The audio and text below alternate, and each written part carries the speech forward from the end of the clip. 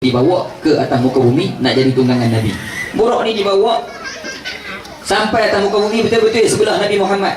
Tuan-tuan cuba bayang orang yang duduk kejauhan, couple, orang yang berhubungan, bercinta ni, duduk jauh-jauh, duduk mesej, duduk call, duduk chatting, duduk WhatsApp, duduk Facebooknya apa, tak bisa jumpa.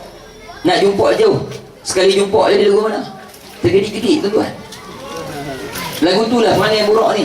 Dia main berdiri sebelah Nabi Muhammad SAW, dia pejam mata. Kalau kita bayang kita ni manusia pejam mata sengih. Buruk lebih kurang lagu tu lah, sengih. Kan? Sampai dia lupa. Lepas tu Jibril buat apa dekat buruk? Jibril tepuk tengkok buruk ni. Tengkok buruk ni, tahu tengkok? Tengkok kan sini. Saya ni orang Penang. Takut saya bahasa tak faham. Kalau saya sebut lagi pekat lehiak, tahu lehiak? Leher tu jadi lehiak boleh. Tepuk tengkok buruk tu. Jibril kata apa? Wallahi, wahai buruk, demi Allah, sungguhnya tidak ada manusia, tidak ada makhluk yang paling mulia yang akan menunggangi kamu melainkan insan ini, Muhammad SAW. Nabi nak naik atas dia. Apa maksud Jibril? Rupanya buruk ni besar, tinggi. Nabi Muhammad nak naik, nak langkah payah. Kemudian tujuan Jibril tepuk tengkok buruk, nak suruh buruk ni berendah sikit. Berlemah lembutlah kamu kepadanya. Jibril kata dekat buruk, suruh berlemah lembut dengan Nabi. Dia tunduk sikit, Nabi pun boleh langkah kangkang naik atas belakang buruk. Buruk ni, kenapa nama binatang ni buruk? B-U-R-A-Q. Q tahu, bukan K, Q. Kalau B-U-R-A-K dengan huruf K. Kalau B-U-R-A-Q huruf Qaf, buruk. Sebab dia ambil sempena bahasa Arab, iaitu barakun. Maksud dia kilat. Barakun maksud dia kilat. Buruk ni tadi saya sebut apa? Antara ciri-ciri buruk yang Nabi sebut, sekali dia melangkah seluah mata memandang. Kata Nabi SAW. Lagu mana seluah mata memandang tu? Contohnya kita duduk satu tempat kawasan lapang. Kalau sekarang ni ada rumah banyak terbatas, kita tak tahu belakang rumah ni ada apa. Kalau tak ada rumah ni, tak ada surau ni, kita nampak belakang tu ada apa.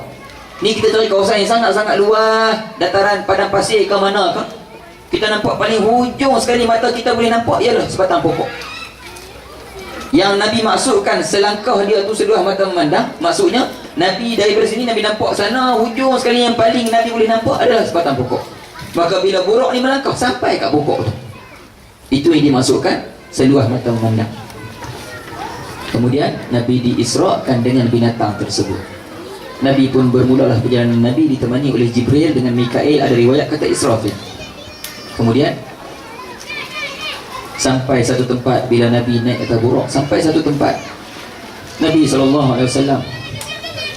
diperintahkan oleh Jibril, wahai Muhammad, kita berhenti kat sini, turun semayang 2 rakaat.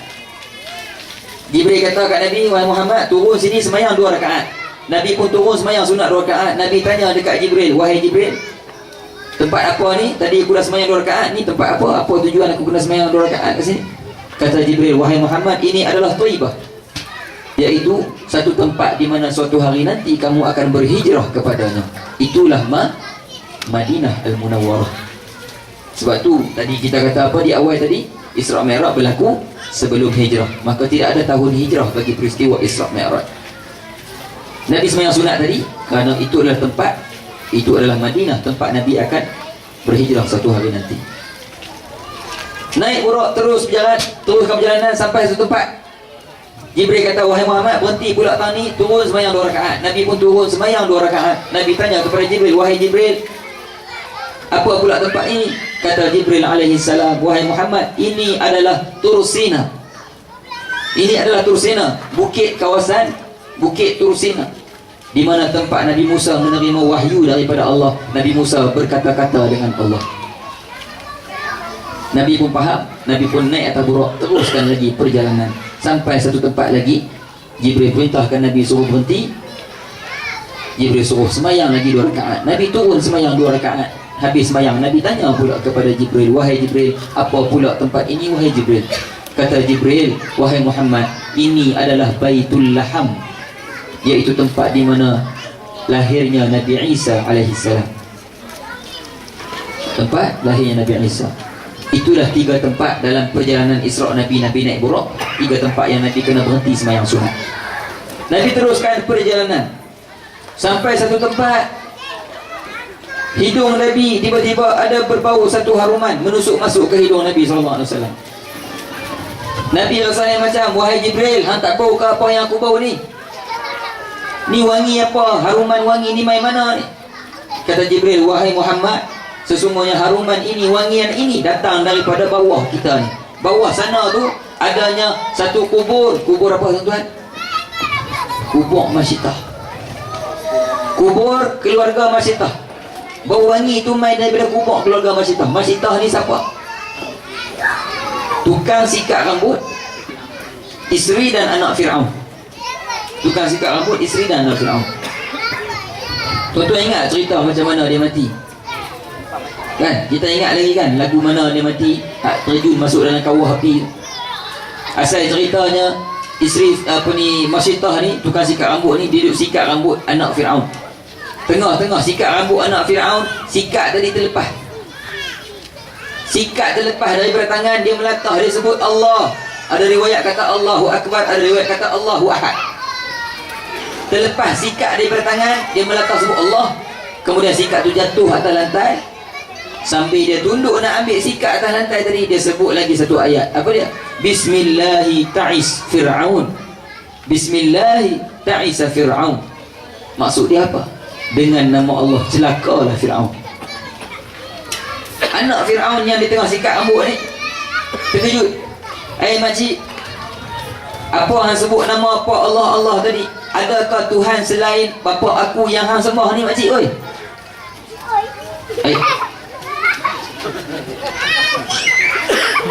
Soalan itu ditanya kepada Masyitah, tukang sikat rambut anak Fir'aun. Masyitah kata, ya wahai anak, dia Tuhan aku. Bukan saja Tuhan aku, dia juga Tuhan kepada kamu dan Tuhan kepada bapa kamu. Kemudian kata anak Fir'aun tadi, makcik maukah kalau saya pergi report ke abah saya? Maukah kalau saya pergi mengadu ke abah saya? Makcik kata lagu tu.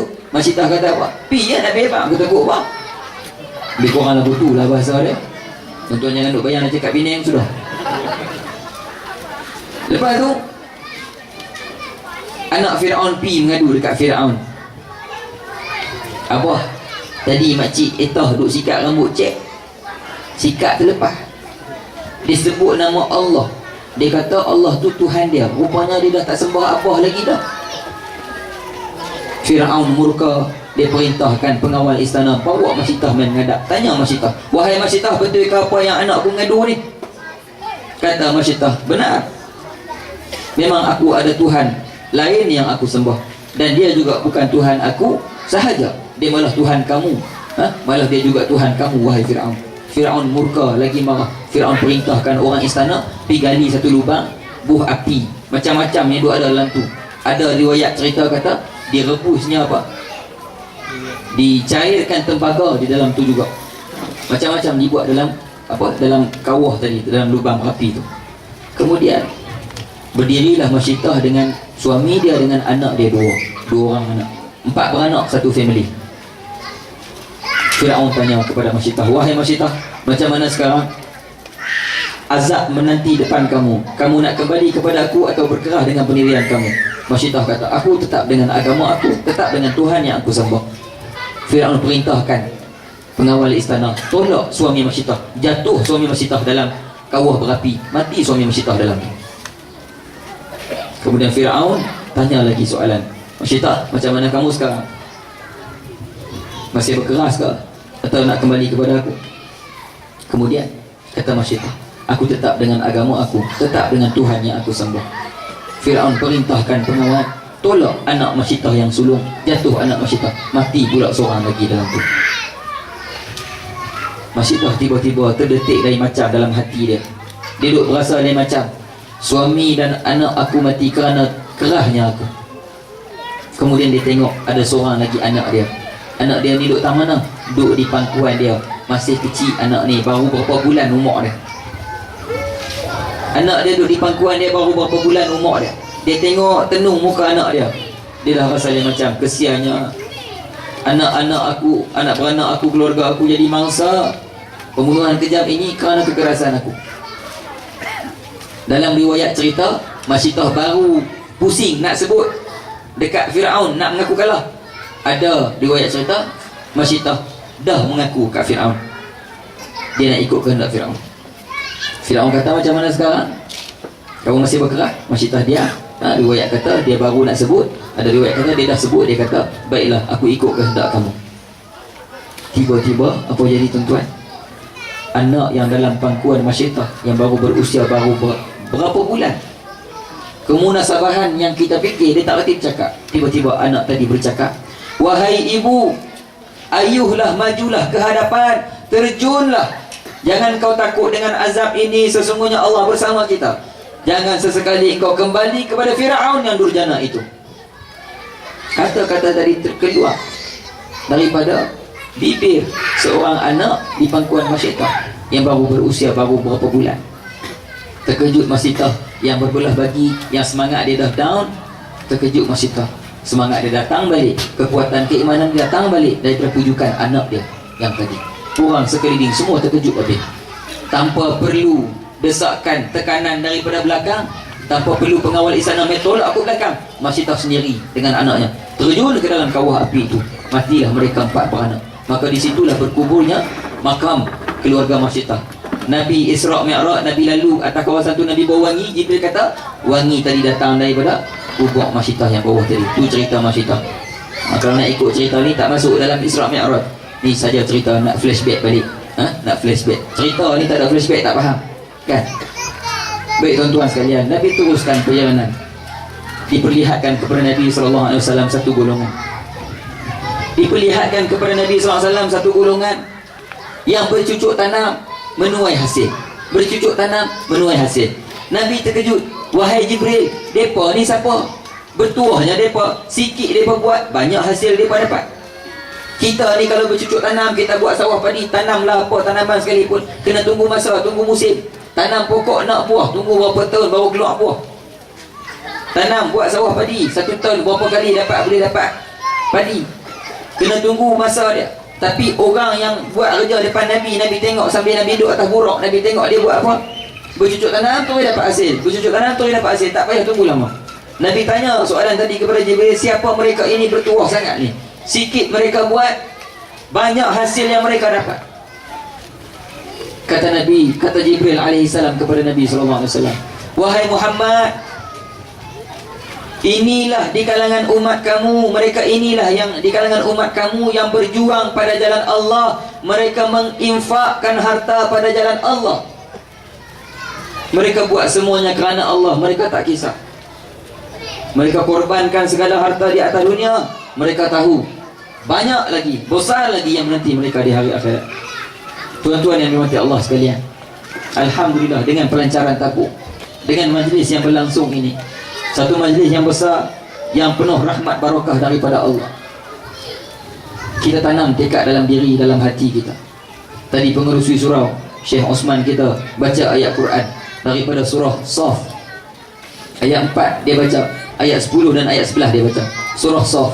Tuan-tuan boleh balik buka surah yang ke-61 dalam Al-Quran, juzuk 28, surah Saf. Innallaha yuhibbul ladzina yuqatiluna fi sabilihi saffa ka'annahum bunyanun marsus. Dalam ayat 10 Allah sebut lagi, ya ayyuhalladzina amanu hal adullukum ala tijaratin tunjikum min adzabin alim. Wahai orang beriman, mahukah aku tunjukkan kepada kamu, mahukah aku buktikan kepada kamu, mahukah aku ajarkan kepada kamu satu bentuk perniagaan yang mampu, yang dapat melepaskan kamu daripada azab siksa yang sangat pedih. Nak tak? Allah tanya, nak tak? Aku nak ajak kamu ni wahai hamba aku, mahukah tidak aku ajarkan kamu satu bentuk perniagaan? Kita berniaga, benda ini dikira berniaga. Dan bila kita buat perniagaan ini, amalan ini, ia dapat menghindarkan diri kita daripada api neraka, daripada azab Allah di hari akhirat. Allah sebut di ayat yang ke-11, sambung untuk ayat yang ke-10 tadi. Apa dia? Tu'minuna billahi wa rasulihi wa tujahiduna fi sabilillahi bi amwalikum wa anfusikum. Kamu beriman kepada Allah dan Rasulnya, utusannya. hasil daripada keimanan kamu kepada Allah dan Rasulnya. Wa tujahiduna fi sabilillah, kamu berjihad, kamu berjuang, kamu berkorban pada jalan Allah. Dengan cara apa kamu berjihad? Bi amwalikum wa anfusikum, dengan harta benda kamu, dengan diri kamu, jiwa kamu. Kita nak kenal diri kita, kita kenal Allah, kenal Rasulullah, maka kita dapat faham sebenar-benar apa itu Islam. Iman datang dalam diri kita. Bila iman datang, kita kenal sebenar-benar diri kita. Bila kita kenal sebenar-benar diri kita, hasil daripada segala benda ini, maka apa sahaja benda yang datang kepada kita, kita faham, kita baca dengan Islam. Datang orang minta sedekah, datang orang minta derma, datang orang main ketuk pintu rumah, kita buka pintu. Daripada mana? Saya daripada masjid sekian-sekian. Daripada mana? Saya daripada surau sekian-sekian. Datang orang daripada persatuan anak-anak yatim, datang orang daripada sekolah tahfiz, nak buat binaan, nak buat tu, nak buat ni. Bila kita dalam diri kita dah ada keimanan yang kukuh tadi, kita akan rasa satu benda. Apa dia? Ini adalah kata-kata Allah, ini adalah pesanan Allah, ini adalah peringatan Allah. Kita sedang leka dalam rumah kita, ada aircon, ada TV, ada esrok, makan sehari 3-4 kali cukup. Allah nak peringat dekat kita, wahai hamba aku sayang kamu. Maka hari ini aku hantarkan hamba yang susah kepada kamu, untuk kamu sedar daripada kemewahan yang kamu sedang duduki sekarang. Maka atas keimanan kita, kita yakin dengan Allah. Allah sebut dalam sebuah hadis qudsi. Hadis ada dua, hadis daripada Nabi, hadis daripada Allah. Allah sebut dekat Nabi, tak ada dalam Quran, tapi ada di pengetahuan Nabi. Nabi cerita dekat kita. Ini namanya hadis qudsi. Allah sebut apa dalam hadis qudsi?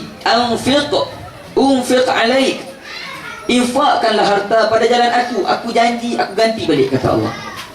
Aku janji aku bayar balik. Kalau tuan-tuan perasan hari ini, nikmat kita, rezeki kita, kemewahan kita, segala nikmat yang Allah bagi hari ini, mungkin kita rasa kita yang usahakan. Tapi di sebalik tu cuba kita fikir balik, kenapa rezeki aku tak pernah putus? Kenapa makan aku sentiasa cukup? Kenapa hidup aku senang, tak susah macam orang lain? Ingat balik, rupanya dulu ada orang datang, masa aku tengah makan dekat kedai, ada orang susah datang tengok aku dengan keluarga aku makan. Aku panggil dia duduk semeja dengan aku belanja dia nasi sepinggan. Tuan-tuan, Allah tak lupa kita. Tuan-tuan ingat balik dulu, kita duduk dalam rumah macam saya cerita tadi, datang orang ketuk pintu nak buat binaan masjid, minta sumbangan untuk bina surau dan masjid. Maka kita pun tengok, dia tunjuk dokumen, tunjuk permit lesen dia, tunjuk macam mana reka seni bina nak buat nanti. Kita pun nampak, betul ini tak tipu. Kita buat keluar duit, atas yakin kita, tak kisah berapa duit tu ada, banyak kita keluarkan. Sekarang nikmat yang senang yang kita kecap, kemewahan yang kita kecap, barangkali datang daripada perkara tersebut.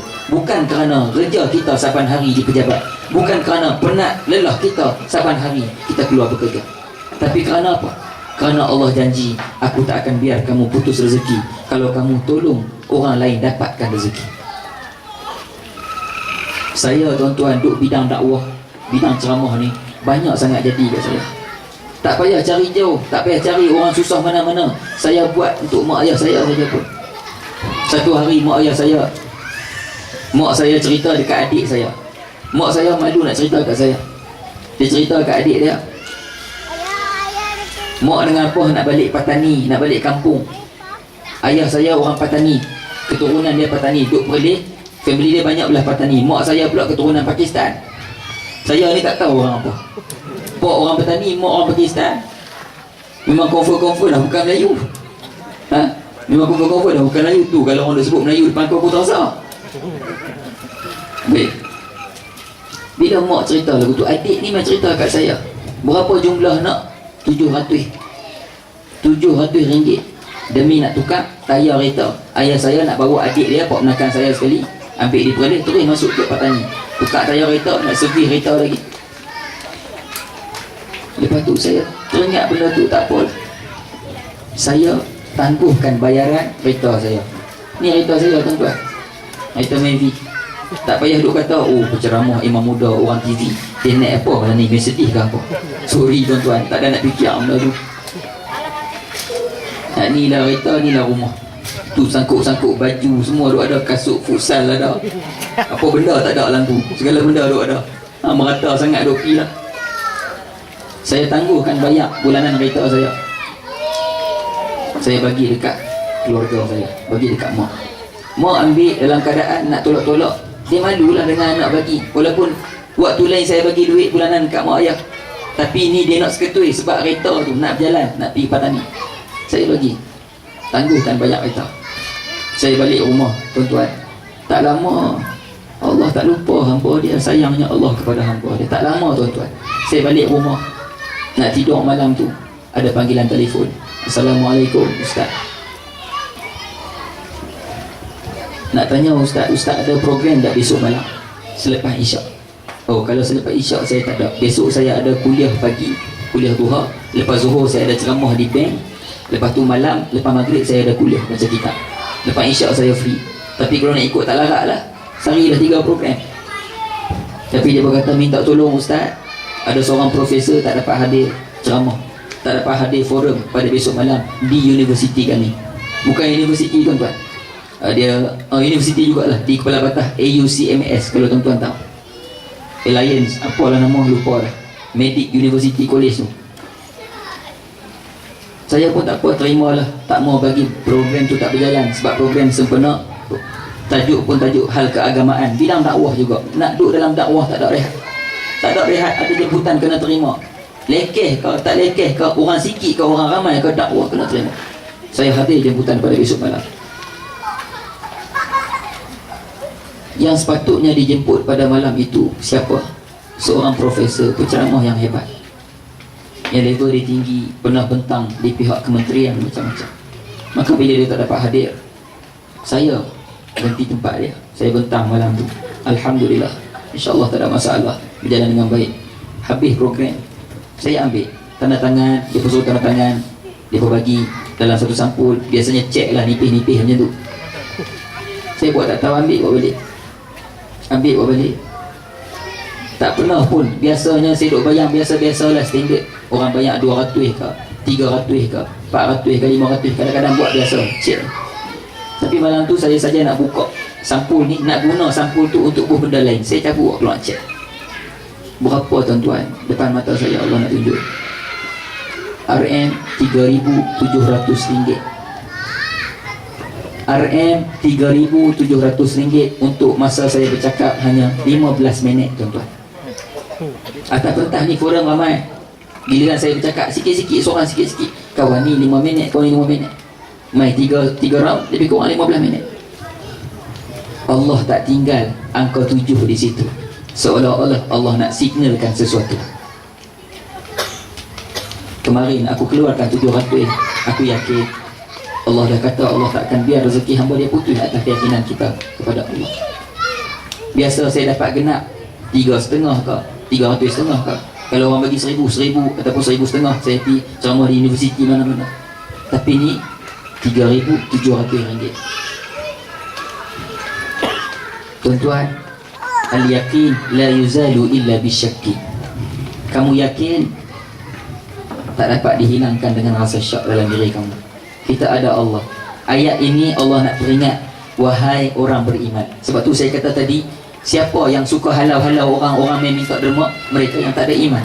Siapa yang bila tabung berjalan depan dia, dia tengok saja, apa duit surau ni, masjid ni bukan jadi apa pun. Siapakah mereka ini yang perlekehkan gerakan-gerakan sumbangan-sumbangan ni? Mereka yang tidak ada iman. Sebab tu Allah kata, yang ayat yang pengerusi kita Syekh Osman baca tadi, dan saya ulang tadi, ya ayyuhalladzina amanu. Allah nak sebut siapa orang yang reti, faham peraturan hidup, keluar sikit dapat banyak. Siapa yang faham ni? Amanu, orang-orang yang beriman.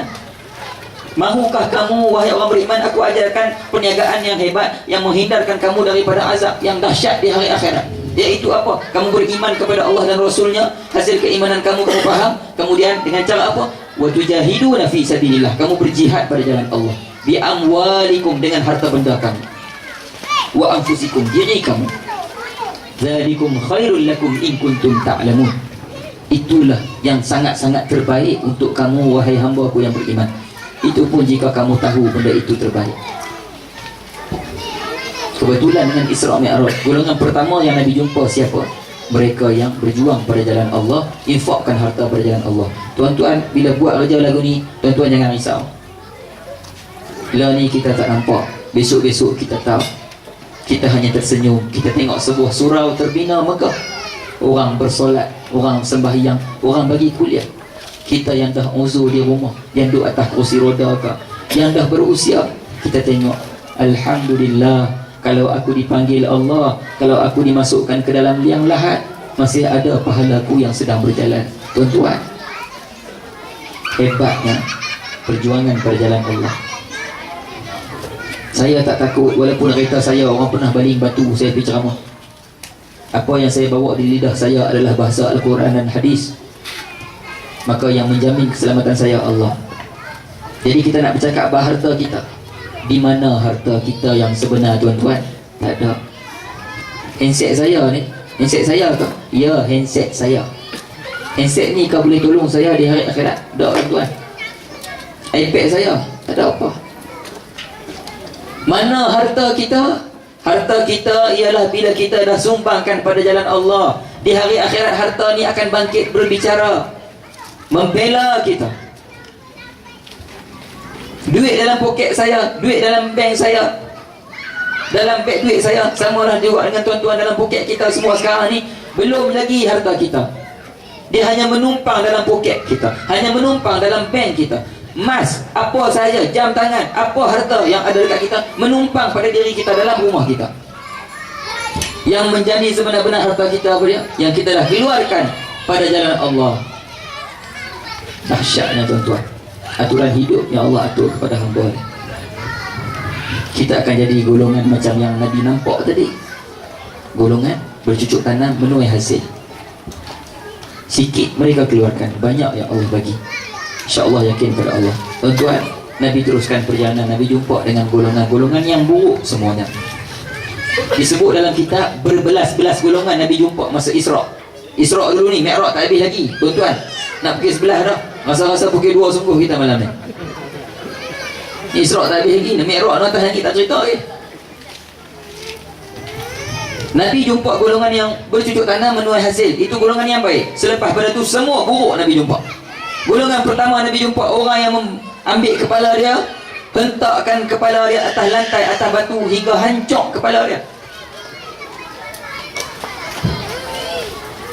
Hancur kepala dia, berderai, berkecat, mata tersembur keluar, lidah terjelek, meleleh-leleh darah. Kemudian kepala dia bercantum kembali. Kepala dia bercantum kembali, dia ambil lagi kepala dia, hentak lagi bagi pecah. Nabi bertanya kepada Jibril, wahai Jibril, siapa mereka ini, kenapa sampai begitu sekali mereka perlakukan kepada diri mereka? Kata Jibril, wahai Muhammad, inilah golongan di kalangan umat kamu yang memberatkan kepalanya untuk sujud kepada Allah. Semayang dia buat halai balai, orang keluar masjid, orang keluar rumah nak pergi surau masjid, dia duk siram pokok kat luar rumah. Kira warak tu boleh pergi masjid. Orang keluar daripada rumah nak menuju ke surau masjid, dia duk basuh kereta kat luar rumah. Tak ada rasa serba salah, tak ada rasa malu. Dia pergi mana-mana tempat, dia lalu depan surau masjid, bunyi speaker, orang duk ceramah, ustaz lantang. Oh, popek sana sini, buat tak pun. Amalan-amalan di surau dan masjid dia memandang remeh, memperlehkan. Golongan ini diumpamakan, digambarkan di depan Nabi SAW. Dia ambil kepala, dia hentuk sampai pecah, relak, berkecat, bercantum balik, hentuk lagi, berulang-ulang benda yang sama. Tuan-tuan, dalam Isra dan Mi'raj, benda utama yang kita nampak apa dia? Solat. Golongan ini mencerita tentang solat, tuan-tuan. Kita tengok peristiwa Isra dan Mi'raj, panjang.